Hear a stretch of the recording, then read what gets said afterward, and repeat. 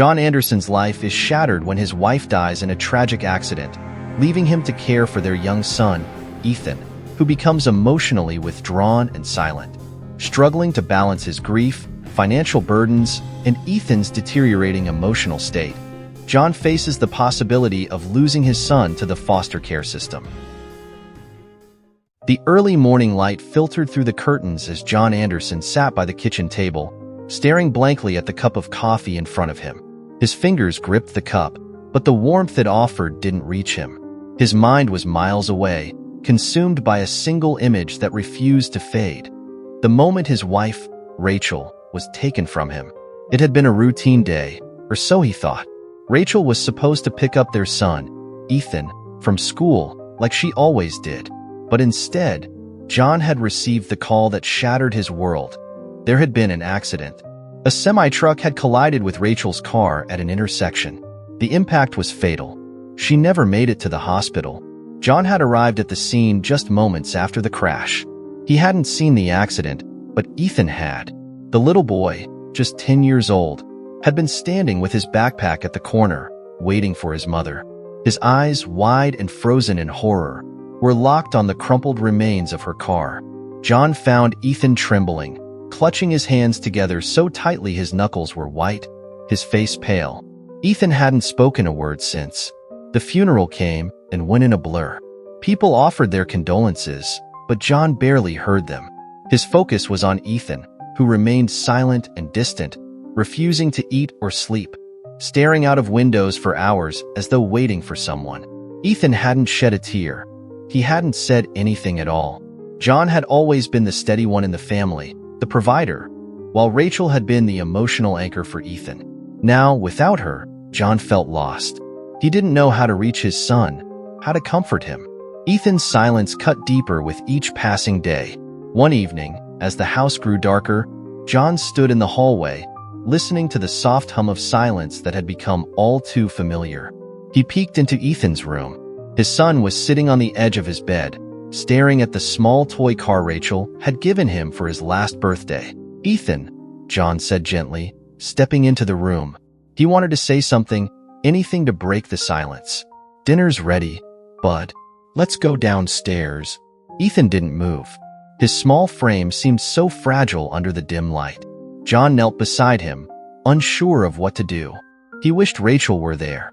She would have known how to help, but she was gone, and it was just him now. Only him and the unbearable silence between them. "I miss her too," John whispered, his voice cracking. He fought the lump in his throat, holding back tears. He wanted to stay strong for Ethan, but his grief was a tidal wave he couldn't control. "I don't know what to do without her, Ethan. I'm trying, but..." Without warning, Ethan stood up and walked away, heading towards the window. He pressed his forehead against the glass and stared out into the night. The silence that followed felt like a chasm. John stayed on his knees, staring at his son's back. He didn't know how to reach him, didn't know how to fix this. All he knew was that he had to. For Ethan, for Rachel, he had to keep trying. The days turned into weeks, and the routine felt crushing. John would drop Ethan at school, go to work, and come home to find his son in the same place. Silent, withdrawn, his eyes empty. Teachers called, concerned about Ethan's lack of participation, but John had no answers. His son wasn't just grieving. He was lost, trapped in a nightmare from which John couldn't wake him. In the middle of the night, John often found himself standing at the foot of Ethan's bed, watching him sleep. The boy tossed and turned, sometimes murmuring quietly in his sleep, but never words that made sense. Never the words that John so desperately wanted to hear. "Please, God, let him speak to me," John would whisper into the darkness. It wasn't just the absence of his wife that haunted him now. It was the slow disappearance of his son into a void he couldn't fill. Ethan needed him to be strong, but John wasn't sure how much longer he could hold on. The sun crept through the blinds, casting thin lines of light across the room as the alarm blared. John Anderson reached over and silenced it, but he didn't get out of bed. He stared at the ceiling, exhaustion weighing him down like a heavy blanket. His nights were sleepless, filled with tossing and turning, haunted by the memory of Rachel's accident and Ethan's empty eyes. Down the hall, Ethan's room was silent, as it had been for weeks. John's heart sank deeper with each passing day. He knew he had to get up and face another day, but every morning felt heavier than the last. He had to juggle his job, bills, the house, and most of all, Ethan, who had grown so distant that John wasn't even sure if his son knew he was there anymore. Dragging himself out of bed, John dressed quickly, ignoring the tightness in his chest. He headed to Ethan's room and knocked softly. "Ethan, it's time for school." No answer. The quiet was suffocating. He pushed the door open to find Ethan still in bed, curled up and staring blankly at the wall. The small boy looked lost in a world of his own, a place where John couldn't reach him. "Hey, buddy," John said, forcing a smile as he stepped closer. "You need to get ready for school." Ethan didn't move, didn't even blink. John sighed, rubbing his temples. It had been the same every morning for weeks. His son had shut down completely. "You don't want to be late," John tried again, though he knew it wouldn't work. He had become used to speaking into a void. Ethan finally sat up but didn't look at him. He slid off the bed and trudged toward the bathroom without a word, his steps heavy and lifeless. John watched him go, feeling a knot tighten in his stomach. He didn't know how to help his son, and every day that passed without Ethan speaking was another failure weighing on him. Later that morning, after dropping Ethan at school, John barely made it to work on time. His job as a construction site supervisor used to be something he enjoyed, a steady routine, something that gave him purpose. But now, everything felt like a burden. His mind wasn't on the site, and his focus drifted constantly to Ethan and the void he seemed to be sinking into. As John stood at the edge of the construction zone, staring blankly at the machinery moving dirt and gravel, his phone buzzed in his pocket. It was the school. Again. "Hello?" John answered, already bracing himself for bad news. "Mr. Anderson, this is Ms. Keenan, Ethan's teacher," came the voice on the other end. Her tone was gentle but filled with concern. "I wanted to check in. Ethan still isn't participating in class, and he refuses to talk. He sits by himself during recess and, well, we're really worried about him." John closed his eyes, pinching the bridge of his nose. "I know. I'm worried too. He's not talking at home either." There was a pause on the line before Miss Keenan continued, her voice softer. "I think it would be a good idea to have Ethan speak with the school counselor. It might help him process everything he's been through." I don't know if he'll even go," John said, his voice shaking with a mixture of fear and helplessness. "I've tried everything. He won't talk. He won't eat sometimes. I don't know what to do anymore." "We'll do our best to support him here," she assured him. "But he needs help, Mr. Anderson. Maybe it's time to consider professional counseling outside of school, too." John nodded, though Miss Keenan couldn't see him. "I'll think about it. Thank you for letting me know." As he hung up, John felt the weight of guilt and frustration pulling him down. He couldn't even afford regular therapy for Ethan. His construction job barely covered the rent, and without Rachel's income, they were struggling. Bills were piling up, and he had dipped into their savings more times than he wanted to admit. That evening, John sat at the kitchen table, staring at the paperwork from the school counselor. They had referred him to a child psychologist who specialized in trauma, but the cost was staggering. He flipped through the brochure, the faces of smiling children promising hope and recovery. It all felt so far out of reach. Ethan sat across from him, pushing his food around his plate, not eating a single bite. He hadn't eaten properly in days, only nibbling at meals out of obligation. The sight of his son's hollow face, drained of any spark, broke John's heart. He wanted to scream, to shake Ethan and demand he come back to him. But he knew it wasn't that simple. "Ethan," John began, trying to keep his voice steady. "How was school today? Did you talk to anyone?" Ethan didn't look up. He didn't even react. John clenched his fists under the table, his frustration bubbling up. He wanted to fix things, but he was running out of options. "You know, your teacher called me again today. She said you weren't talking. I think it might help if we talk to someone. A counselor, maybe." No response. Ethan's fork slipped from his hand and clattered onto the plate. John stared at his son, who simply sat there, staring at his untouched meal, disconnected from everything. "I'm trying, Ethan," John said softly, the desperation creeping into his voice. "I'm trying so hard, but I don't know what to do anymore." Ethan's eyes finally flickered toward him, but the emptiness in them sent a chill down John's spine. It was as if his son had disappeared, replaced by this shell of a boy who didn't recognize him anymore. Later that night, after putting Ethan to bed, John sat in the dark living room, his head in his hands. The bills lay scattered on the coffee table: rent, utilities, medical expenses. They seemed to pile up higher every month. His job wasn't paying enough to keep up, especially with all the time he had been taking off to deal with Ethan's situation. John's phone buzzed again, this time with a reminder about an overdue payment for Ethan's counseling sessions. He knew he couldn't afford to keep sending his son to therapy, not with everything else closing in around them. The pressure was unbearable. As the night stretched on, John stared at the ceiling, wondering how much longer he could keep this up. How much longer before he broke, before the weight of everything crushed him completely. The walls of John's small apartment seemed to close in tighter every day. The once cozy space now felt suffocating, filled with the echoes of Rachel's absence and Ethan's silence. Bills stacked up on the kitchen counter, unanswered and impossible to ignore. The weight of responsibility was crushing John, and no matter how hard he tried, nothing seemed to ease the burden. Work had become a constant struggle. John, once reliable and focused, found his mind wandering during shifts.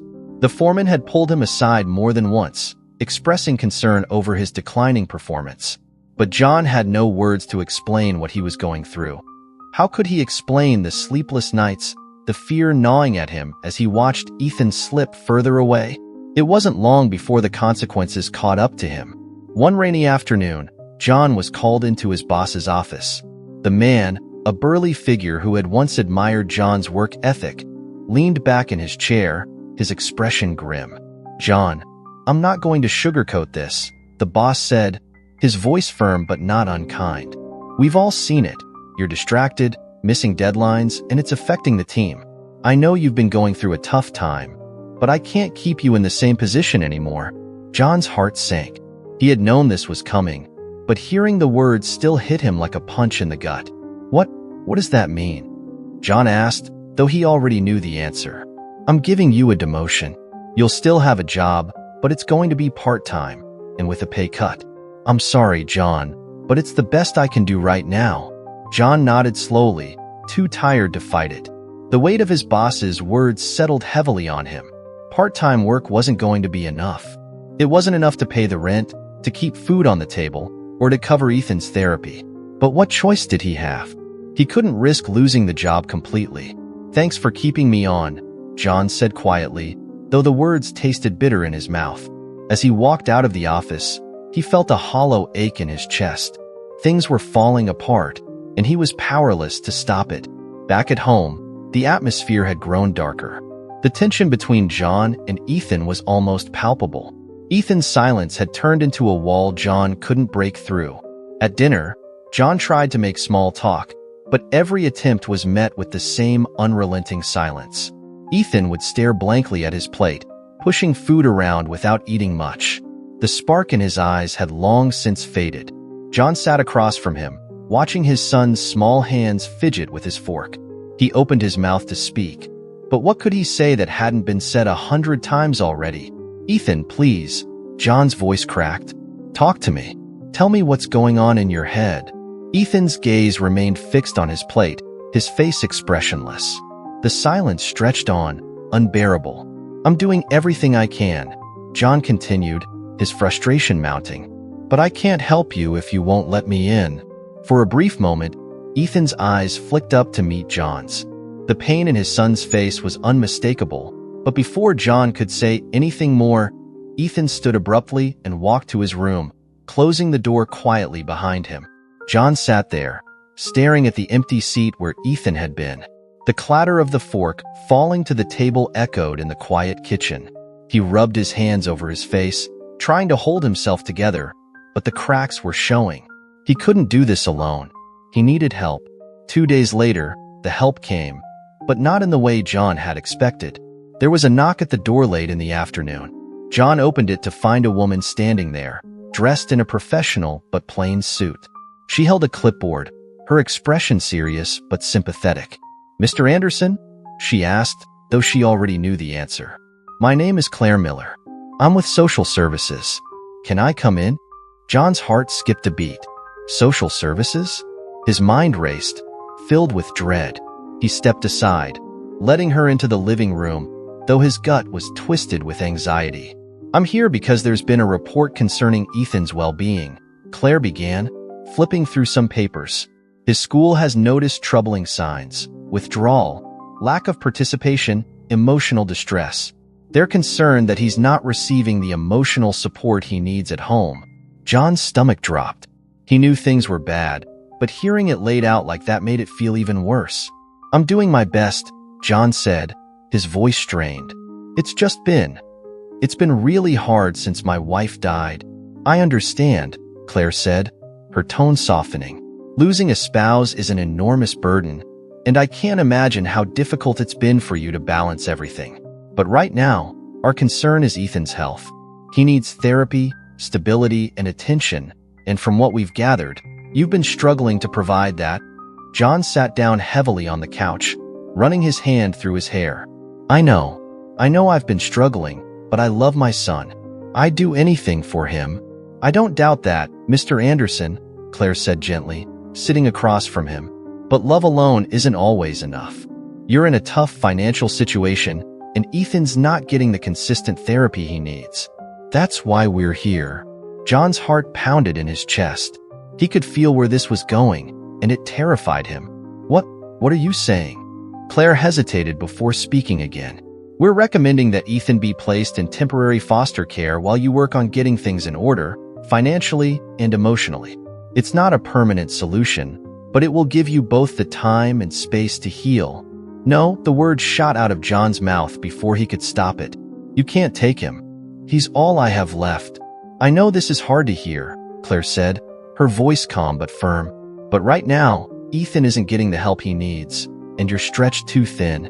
Foster care would be temporary, just until you're in a position to provide the stability he needs." John's hands clenched into fists, his heart racing. "I'm not letting anyone take him. I'll figure this out. I'll get him the help he needs. But don't take him from me, please." Claire stood, gathering her papers, her expression regretful. "I'll give you some time to think about it, but the decision might not be up to you. The court will have the final say." As she left, John collapsed onto the couch, feeling more powerless than ever. His mind raced with fear and anger. They wanted to take Ethan away. How could he stop them? What more could he do? He looked at the door to Ethan's room, feeling the distance between them growing larger by the second. He had to find a way to fix this. He couldn't lose Ethan, not after losing Rachel. But deep down, John knew that time was running out. John sat motionless on the worn-out couch, his mind a whirlwind of emotions. The moment Claire Miller, the social worker, left his apartment, it felt like the air had been sucked out of the room. Social Services wanted to take Ethan. His Ethan. The thought of losing his son, even temporarily, was unbearable. But deep down, John knew things were spiraling out of control. He had tried so hard to keep it together, to provide for Ethan, but it wasn't enough. The bills, the grief, the overwhelming weight of responsibility, it was crushing him, and he hadn't been able to shield Ethan from the impact. The next morning, the phone rang just as John was about to leave for work. He hesitated before answering, his stomach in knots. "Mr. Anderson?" Claire's calm voice came through the line, immediately setting off a wave of dread. "We've reviewed your case, and I'm afraid the situation requires immediate action. We're moving forward with the recommendation to place Ethan in temporary foster care." John's grip tightened around the phone. "No, you can't do that. He needs me. He needs his father, not some stranger. I understand this is incredibly difficult, but Ethan is in a fragile state," Claire replied, her tone gentle but firm. "The foster family we've selected is experienced with children who've been through trauma. It's not a permanent arrangement. This is about giving both of you the time and space to heal." John's breath caught in his throat. "Please, you don't understand. I can't lose him. He's all I have left." There was a long pause on the other end of the line before Claire responded. "This isn't about taking him from you permanently, Mr. Anderson. It's about making sure Ethan gets the care he needs. You'll still see him regularly, and you'll have a chance to work toward bringing him home. But we need to act in Ethan's best interest right now." John felt the world crumble around him. He sat down, his legs shaky and weak. He wanted to scream, to fight back, but the system seemed too big, too powerful. How could he fight them? "When?" was all John could manage to say, his voice barely above a whisper. "We'll be coming by tomorrow morning to pick Ethan up," Claire said softly. "I'm sorry, Mr. Anderson." The line went dead, and John stared at the phone in disbelief. Tomorrow. They were taking Ethan tomorrow. That night, the house was eerily quiet. Ethan, oblivious to what was about to happen, stayed in his room, as withdrawn as ever. John couldn't bring himself to tell him what was coming. How could he explain to his son that he was being taken away from the only home he had left? John stood outside Ethan's door for what felt like hours, his hand hovering over the doorknob, unsure of how to begin. Every time he opened his mouth, the words got stuck in his throat. Instead, he walked away, too ashamed to face his son. In the darkness of his bedroom, John lay awake, his mind racing. He felt like a failure. As a father, as a provider, as everything. How could he have let it get this far? How had he lost control of his own life? He had tried to be strong, to hold everything together after Rachel's death, but it was never enough. Now, they were taking Ethan away, and John couldn't stop it. The next morning arrived like a storm, dark and heavy. John woke to the sound of his own heart pounding in his chest. The hours flew by in a blur, and before he knew it, there was a knock at the door. Claire stood on the other side, accompanied by another social worker and a small, unassuming woman in her early 40s, Ethan's foster mother. The woman gave John a warm, sympathetic smile, but to John, she was just another person taking his son away. "Ethan?" Claire called softly as she stepped into the apartment. John hadn't even packed a bag for him. His hands trembled as he grabbed a backpack and shoved a few of Ethan's things inside.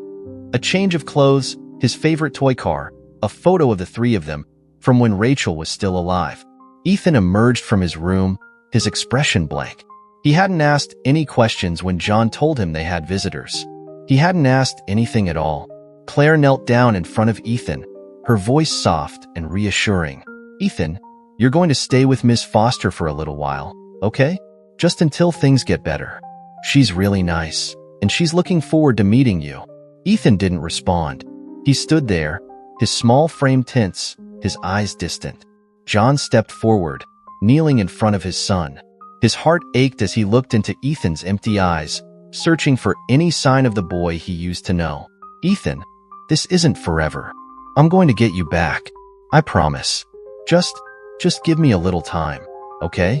Ethan's lip trembled for a moment, and for the briefest of seconds, John thought he saw a flicker of emotion.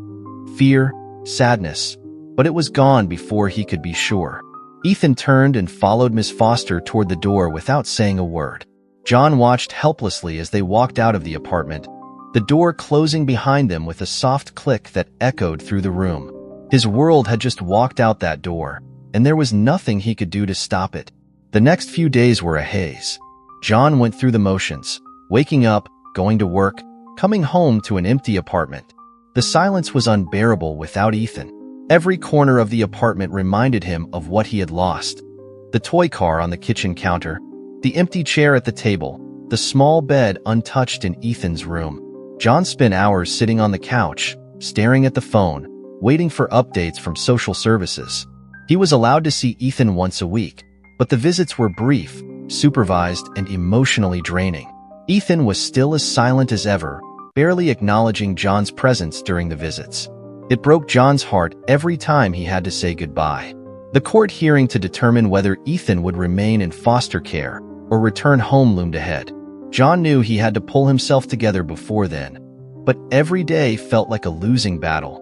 The court would decide if he was fit to be a father, and right now, John wasn't sure if he could prove that he was. One evening, John received a call that sent a chill through his spine. It was Claire, with news about the upcoming custody hearing. "Mr. Anderson, I wanted to inform you that the judge will be reviewing Ethan's case in court next week, she said. We'll be presenting our concerns regarding his emotional health and your financial instability. John's throat tightened. I'm getting things in order, he said quickly, though he wasn't sure if it was true. I've taken on more hours at work, and I'm trying to find more help for Ethan. I'm doing everything I can. I know you're trying, John, Claire replied, her tone not unkind. But the judge will be looking at the full picture. My advice is to show the court that you've made significant progress in stabilizing your situation. That will go a long way. John nodded to himself, determination replacing his earlier helplessness. He wasn't going to let the system take Ethan from him. Not permanently. He would fight with everything he had. He had to. As the call ended, John realized that this custody hearing wasn't just about proving to the court that he was a capable father. It was about proving it to himself.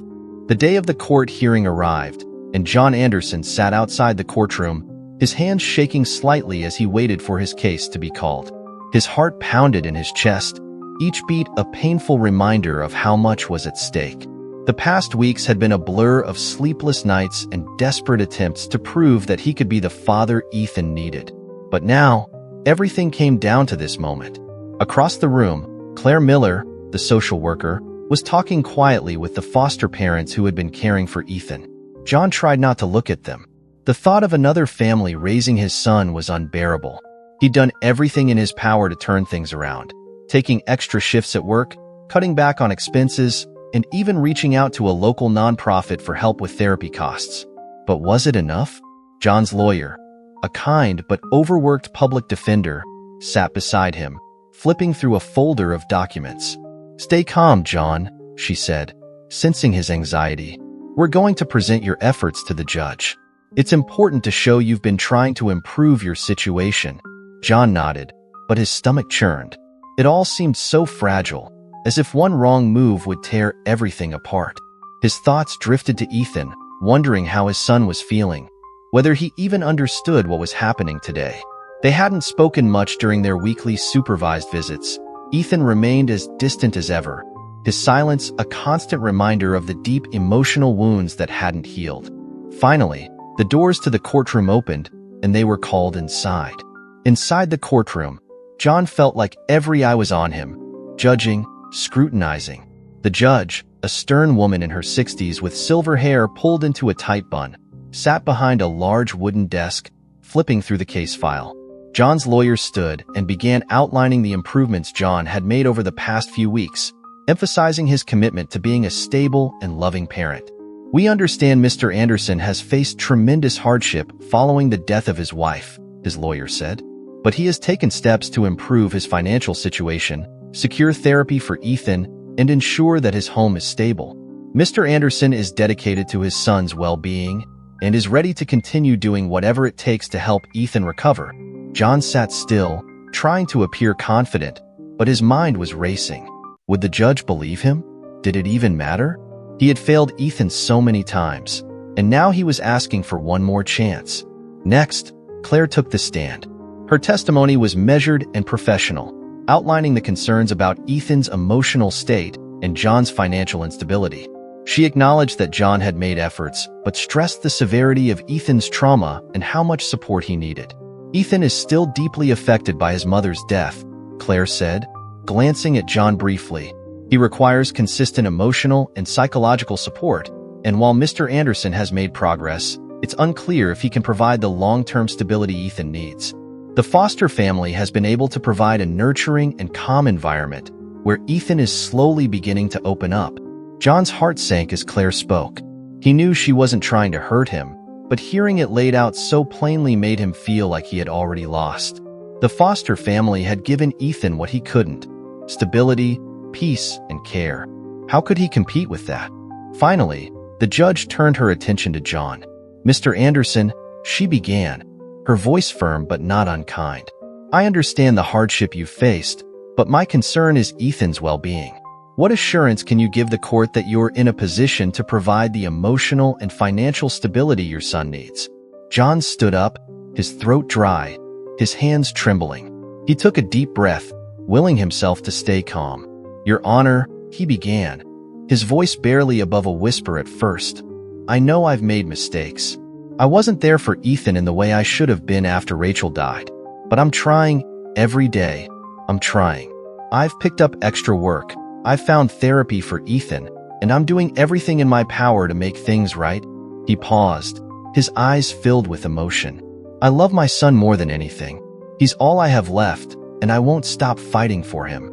I know it won't be easy, but I'm willing to do whatever it takes to help him heal and to bring him home. Please, just give me a chance. John sat down, his heart pounding in his chest.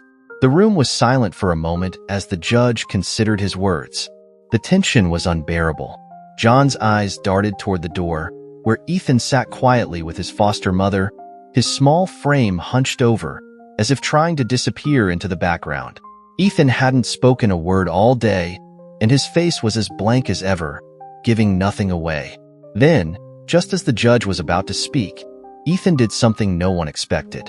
Wait, came a small voice from the back of the room. Ethan had stood up, his thin frame trembling slightly as all eyes turned toward him. John's heart leapt into his throat. Ethan hadn't spoken in months. I want to go home with my dad, Ethan said, his voice shaky but clear. His eyes, wide and filled with something close to fear, flickered toward John for the first time in what felt like forever. I miss him. I just want to go home. The courtroom fell into stunned silence.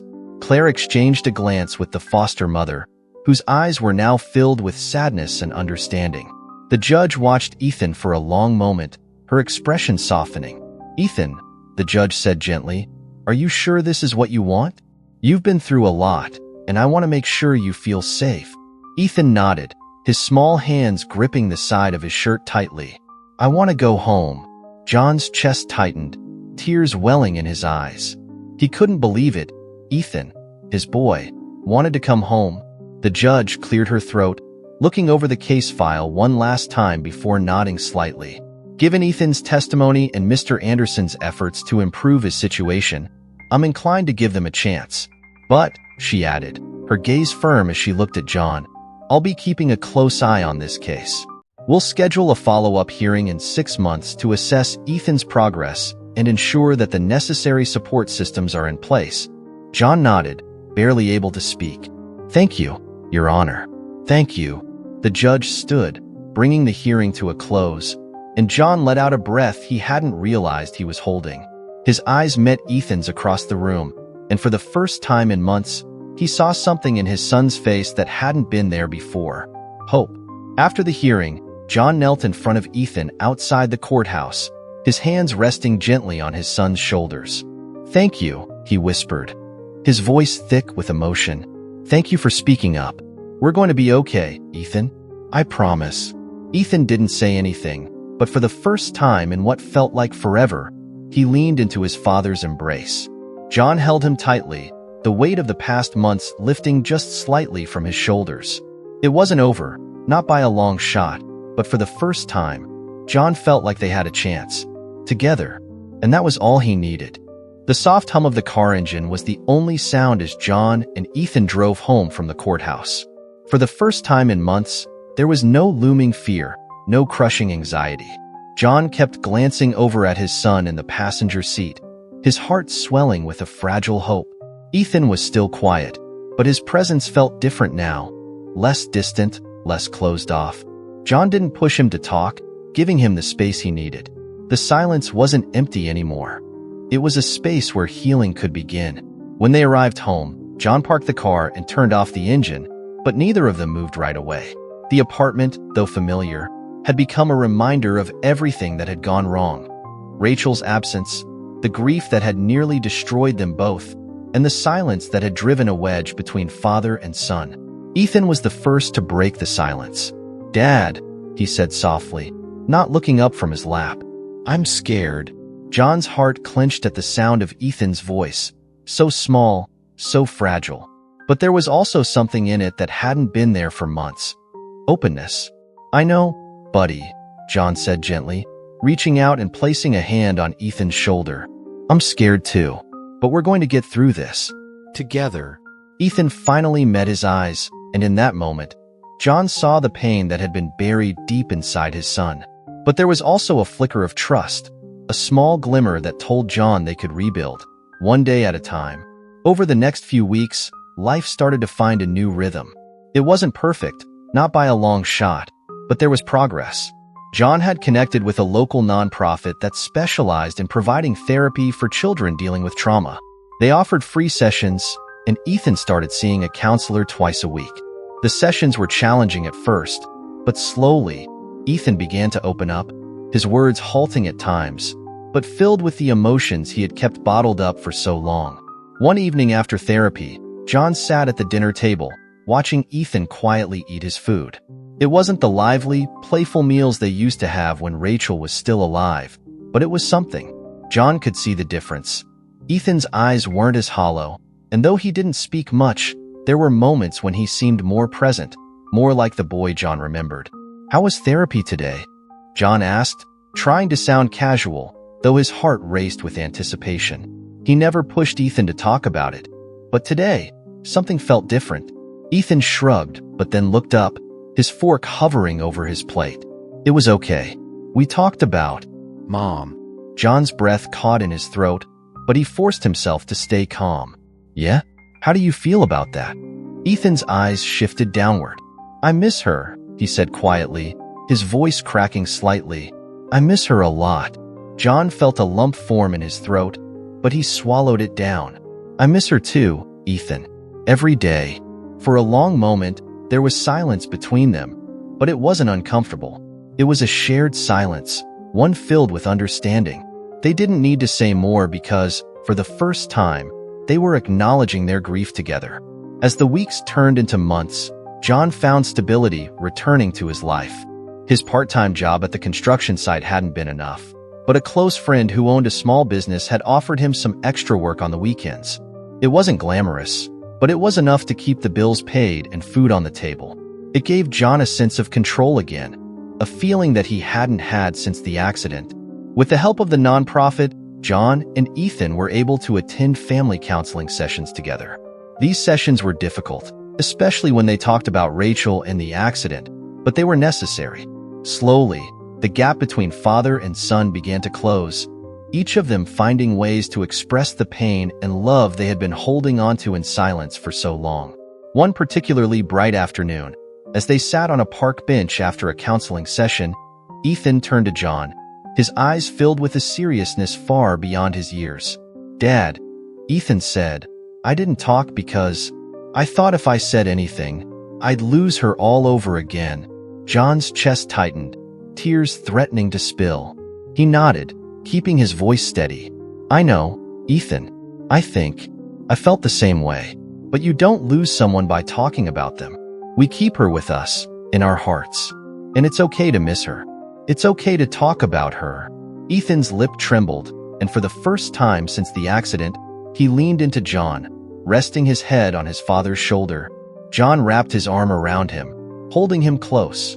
They sat there for a long time, neither speaking, but both understanding that they were finally on the road to healing, together.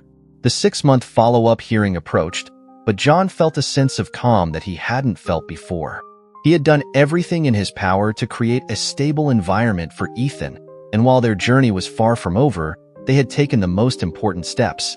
They were no longer living in the shadow of grief. They were learning to live with it. When the day of the hearing came, John entered the courtroom with Ethan by his side. This time, John felt a sense of quiet confidence. The judge reviewed their case, listening to the updates from both John and Claire. She nodded thoughtfully, clearly impressed with the progress they had made.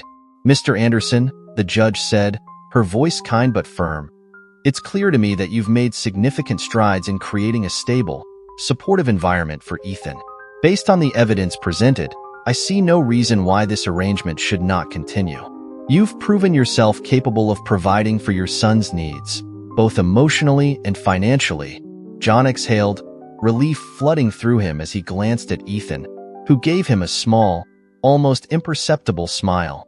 "Thank you, Your Honor," John said, his voice thick with gratitude. "I won't let you down. I won't let him down."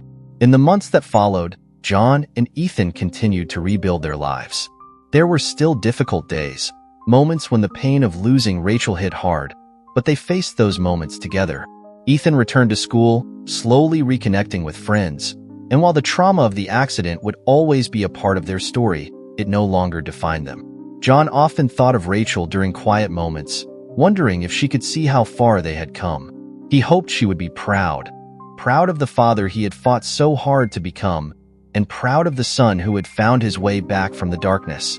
As father and son walked down the street one evening, their silhouettes framed by the setting sun, John looked down at Ethan, feeling an overwhelming sense of love and hope. "Hey, Ethan," John said softly, smiling. "I'm proud of you. You know that, right?" Ethan looked up at him, his eyes brighter than they had been in a long time. "Yeah, Dad," he replied, a small smile tugging at his lips. "I'm proud of you too." And for the first time in what felt like forever, John believed that everything was going to be okay. They had made it through the storm, and now, together, they could finally begin to heal. If you enjoyed this story and want more heartwarming, suspenseful tales delivered straight to you, don't forget to subscribe. Stay updated on new releases, dive into captivating narratives, and never miss out on the next chapter of emotional journeys like this one. Subscribe now and join a community who love powerful storytelling.